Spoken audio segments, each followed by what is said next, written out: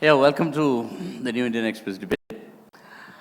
Today I read the news item that another 19-year-old child had committed suicide in Kota. I've also gathered information that over the last 10 years, 2001 to, is it work? 2001 to, yeah, no, really? In the last 10 years, student suicides have gone up by 70%, 70%. So the stressors which I discover are parental pressure, self-doubt, and the pressure you put on yourself, and ragging is a huge issue, especially caste-related. And third is emotional connections, depression, etc., etc. So how much has changed? Why this increase? I mean, is it because of the economic liberalization, more jobs opening up? I mean, why this increase? I mean, what do you want to ask first? I said, what is the reason of the increase in suicides by 70% in 10 years?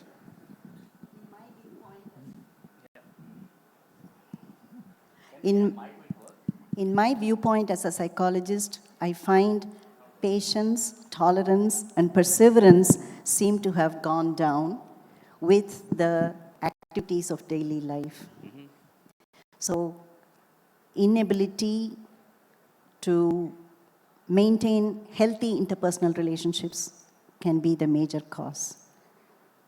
So is there something wrong with the syllabus? Is it something wrong with the syllabus? I think let's step back a bit, because I think there's always a danger of us jumping to solutions based on anecdotal stuff. And I wanted to, first of all, I want to thank you for organizing and discussing suicides.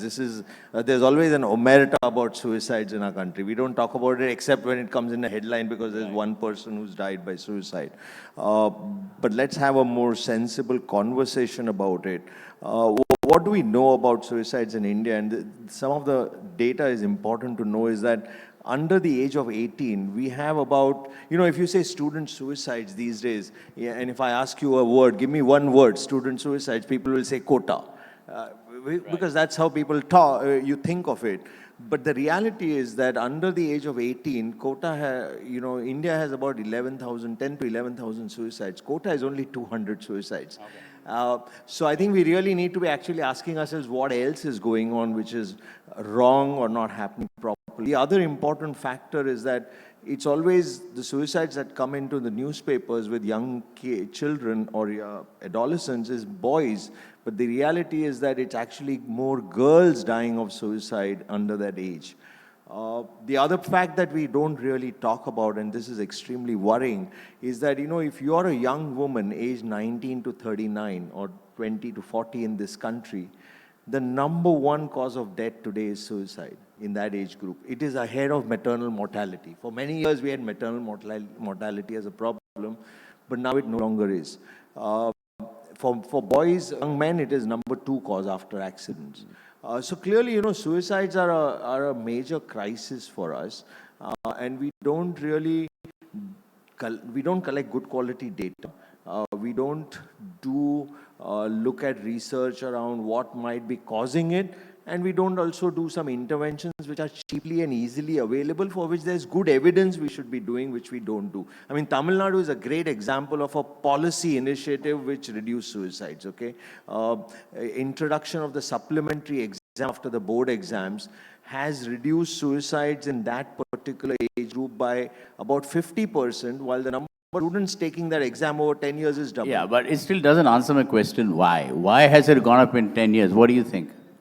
The cause can be attributed to both larger factors like economic factors and also changes in the individual. It is multifactorial. Cause for the suicide cannot be pinpointed to one or two. See, the economy is changing. We are becoming more materialistic. The job insecurity has grown. Even though I have a job, there is no assurance that I will stay in the job till my retirement. So the insecurity in the job, job market, major economical changes happening in the globe has an impact on the individual. And also the individual changes are important. Families have become very small, only one kid or two kids. And if there is a one kid, both the parents always pamper the kid. Everything is provided. So the kid never experienced any failure in the life or any disappointment in the life. When they go to the high school or college, when they face the loss for the first time, when they face a crisis or disappointment, they don't have the capacity or skills to face it. So these are changes in the individuals and changes in the greater society. Both are responsible in increasing the suicides. Yeah, go on.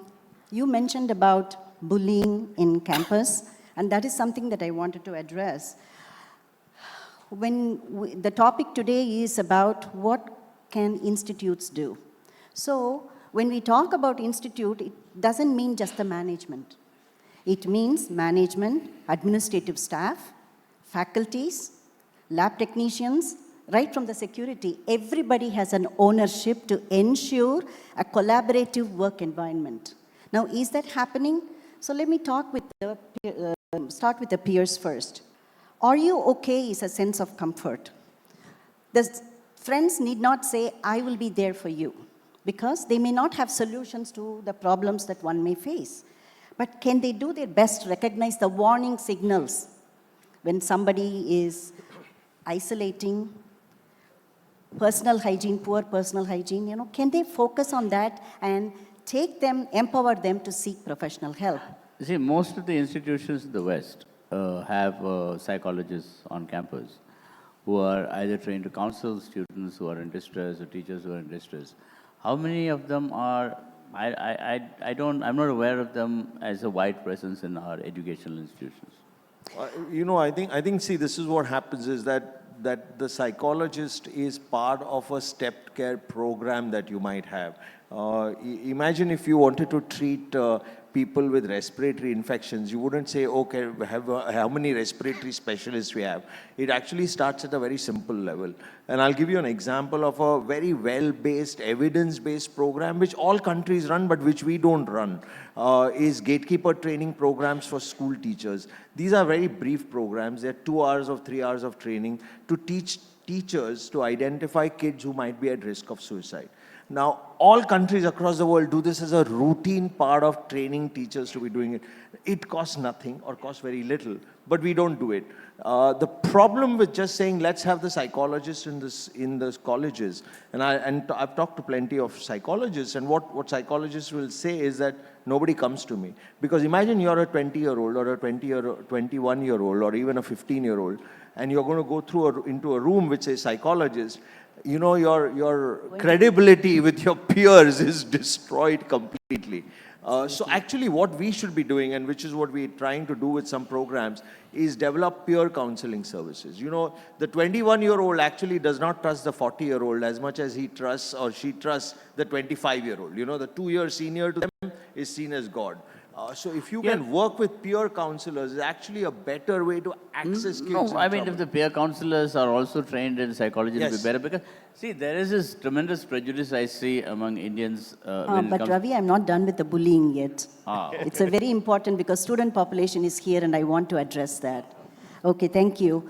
See, we find certain things funny with our friends. The way they walk, the way they talk, the way they clothe themselves, their sexual orientation, their habits. But when we make jokes about it, is that making the other person, our friend, comfortable? We think on that. Are we mindful of that? Are we having fun at our friends' expense?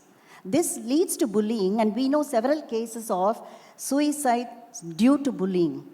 That's what I'm saying. So I would request the peers to be more mindful, be sensitive and sensible when you cut jokes about your friends. That will be the first tip that I would give, because when we talk about institutes, I'm talking about the peers.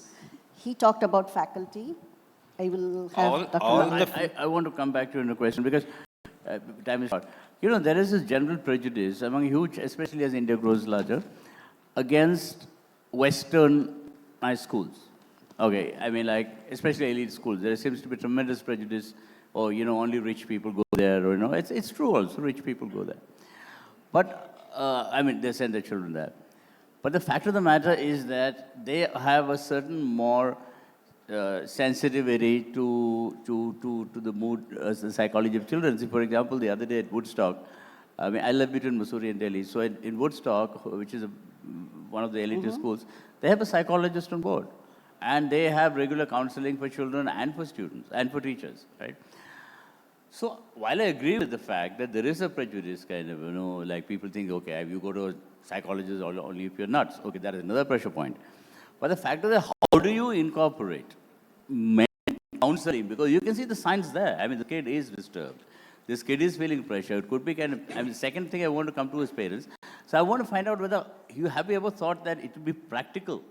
Yes. Every school, every college, if have a counseling guidance and counseling center with the counselor, need not be a qualified psychologist.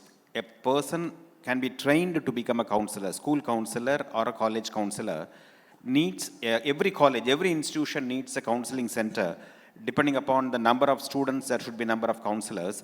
They will be able to address the distress among the students. But that alone is not sufficient. Every student and every faculty should be trained to have a humanness in their communication. After the gadgets in the last 10 years, we don't talk, we text.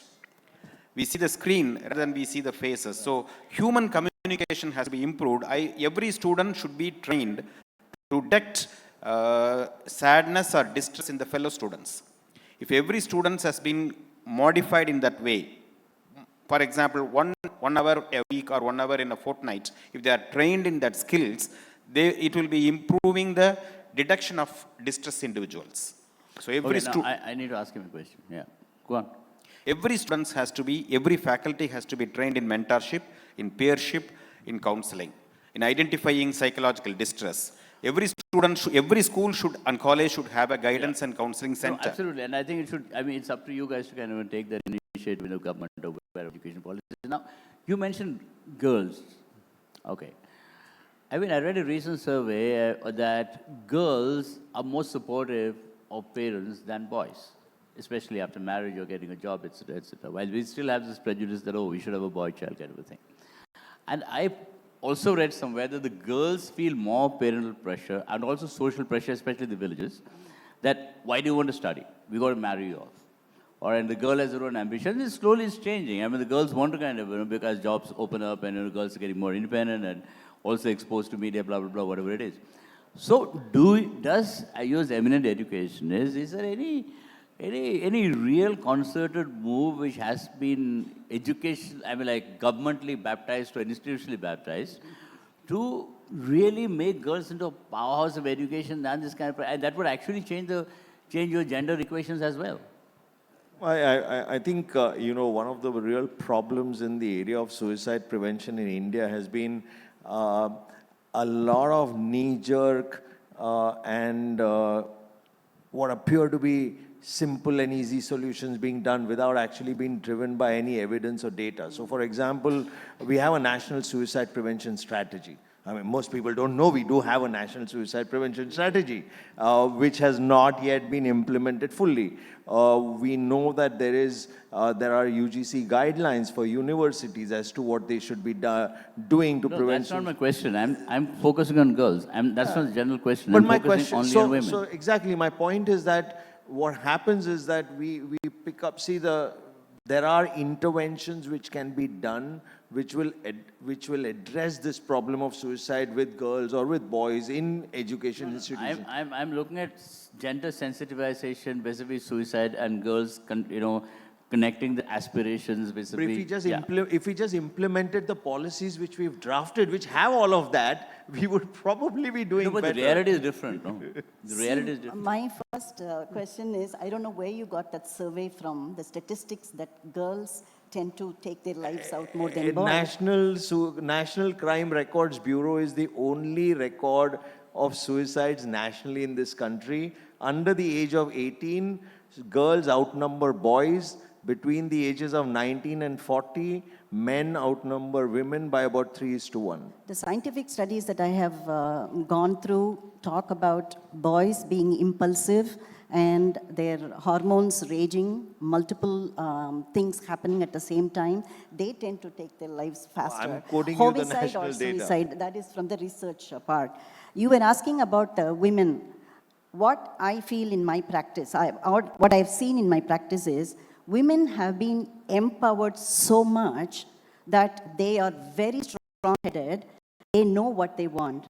Unfortunately, we have not prepared the men on how to handle the empowered women. Absolutely, absolutely, absolutely. I mean, I think, are we running out of time?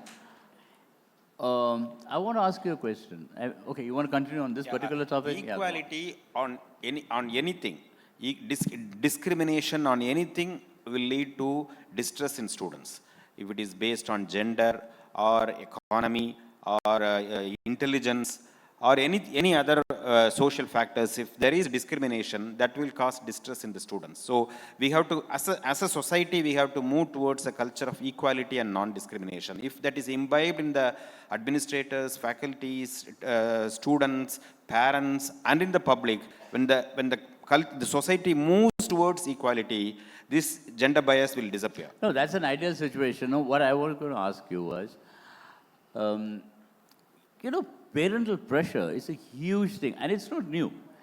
But, I mean, people committing suicide because they think they haven't done well in school, or they've only got 90% but not 100%, and also because the cutoff thing is also a huge issue.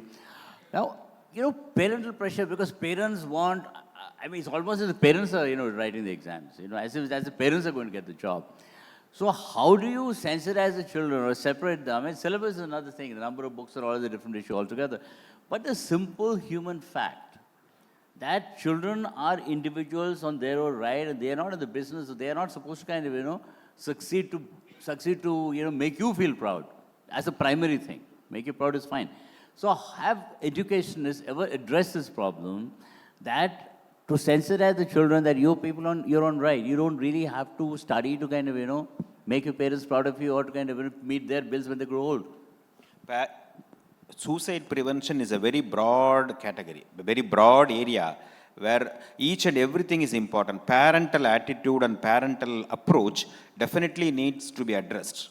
So parents putting pressure on the children will definitely increase their distress level. And vulnerable children may resort to suicide. So changes should occur in all aspects. So maybe you should have a counseling for parents as well. Ravi Shankar, I have some good news for you. Okay. At the school level, we have come up with career guidance assessment for the 9th standard students, 10th, even 12th. So we meet with in the Parents Teachers Association. They invite the parents. We sit them in and tell them about what your child should do to keep your family's pride. No, it is what the child's skills, interests, and abilities are. So career guidance assessments are given, and now a lot of parents are open to sending their children to the choices of their skills, interests, and abilities. That is good news. It's been happening. It'll get better. Absolutely. I'm giving you hope. I think we need to look at the issue of suicides, and we don't even talk about attempted suicides, which is a real, even bigger problem. But we need to look at suicides as a public health issue, and we need to look at suicides prevention as a public health solution. What are the public health issues things that we should be doing? And let me tell you that 1 out of 3 suicides, 1 out of 3 women who die by suicides in this country have a history of gender-based violence. Okay, now if you wanted to really address suicides, you have to address gender-based violence. 1 out of 3 men who die of suicide have a history of alcohol or excessive alcohol consumption. So, if we took a public health perspective on looking at how we're going to bring down suicides, the 2 big things that we need to be intervening in is gender-based violence and alcohol consumption. There is caste-based violence also. There Exactly. is kind of empowering. But the one thing that I think educational institutes need to do, and having spoken to the directors of so many educational, there is a feeling among the directors that two things that come across and which are myths. One is that only the weak students are going to be dying of suicide. So, if they're attempting suicide or dying of suicide, they're weak in some sort of way, which is not true. And the second thing is that if I don't acknowledge it and I just shut my eyes to it, the problem will go away. Neither of that happens. So getting directors of institutions to acknowledge and actually put in place systems to prevent it is really the big challenge for suicide prevention today. Okay, now let's look at a political aspect of education. One thing, when you drive through India, especially small town India, the number of English training institutes have mushroomed like crazy. I'm not even mentioning Kota. I'm just talking about even small places like Kordwa, small places. So many of them.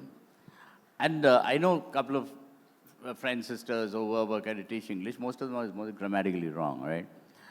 Now, I hear cases, I think a couple of years ago, I read a case about a student who had committed suicide because he was made to feel inferior because he came from a poor family, a rural family, and I think he was a scholarship student, something like that. And because he couldn't speak English, not that anybody tormented him, because he couldn't speak English, he felt he couldn't compete. Now, you can't blame English for that. No. All right? The thing is that you need English as a vehicle because it is not a colonial language, it is a global language. So you need that connectivity. So that would, I think, bringing a global language as maybe as a second language, I'm not saying make it the first language, making them more fluent in it could actually stop disappointment, which could lead to suicide. I think the education department here in Tamil Nadu already has approved lectures in Tamil for the medical students so that they can understand the anatomy and the science of it. So I think it is happening, what you're talking about, the language that they are comfortable in. I don't know about the school level. Success is always rewarded and failure is always downgraded. That culture has to change among the parents, peers, teachers. Whenever a student shines, he is celebrated like anything. Whenever a student fails, he is looked down like anything. This dichotomous thinking should change in the society. Then only there will be, the distress level will come in the students. So major changes are required. Now time, you got a last point?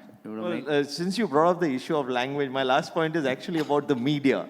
The way media reports suicides is actually contributing to the problem. And we've been trying to sensitize the media to do better, responsible reporting of suicides, which is just not happening. We've been monitoring the Indian media for like 4 years, giving feedback to them, and there's really no change. There are international guidelines which are routinely flouted by Indian media when they report suicides. Now, why is it important? Because there's research evidence to show that how media reports suicides can reduce or increase suicides by about 2%.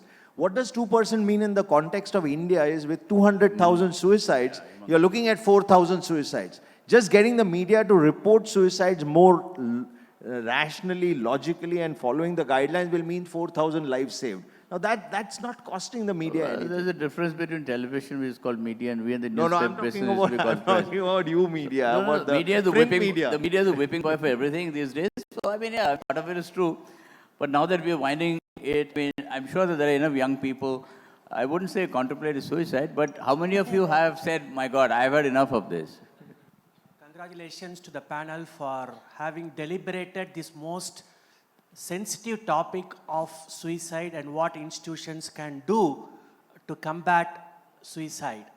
In fact, it's a responsibility of the entire stakeholders of the institution to take a cudgel against this malaise What's the question? That's a statement. I am not asking any question because already you have given enough insights. I am only making this observation. Shastra University, Shanmugha College was the first in the entire country to have a dedicated psychologist in the campus. Which year was that? It is 1996, 2000. Universities like Shastra are very advanced in terms of So at that point of time, to make themselves available for students to hear share their actual grievances. I need some questions. Does anybody have questions? Oh yeah, are you young enough to have gone to school? No, okay. Am I audible? Yes. Yeah, hi sir, myself Sri Hari from Shastra University. I'm doing my MBA. Now my question is, I'm being a proud student of commerce. I have seen multiple parents and multiple places, even in not even in rural, in town places, where the parents are parents as well as few teachers, I don't want to mention the colleges and the name of it, few teachers are stressing those students who are getting great ranks in order to join in engineering or doctor. They don't have given in the choices of commerce. Whenever the teachers just say, okay, the students are interested in commerce, you can join them, the only perception that says is, commerce is for banks, I don't want my So what is the question? So how do you convince these parents in order to make sure, take choices for the students? No, I think that answer has already been given in terms of communication. So really short of time. Thank you so much. Really been a pleasure.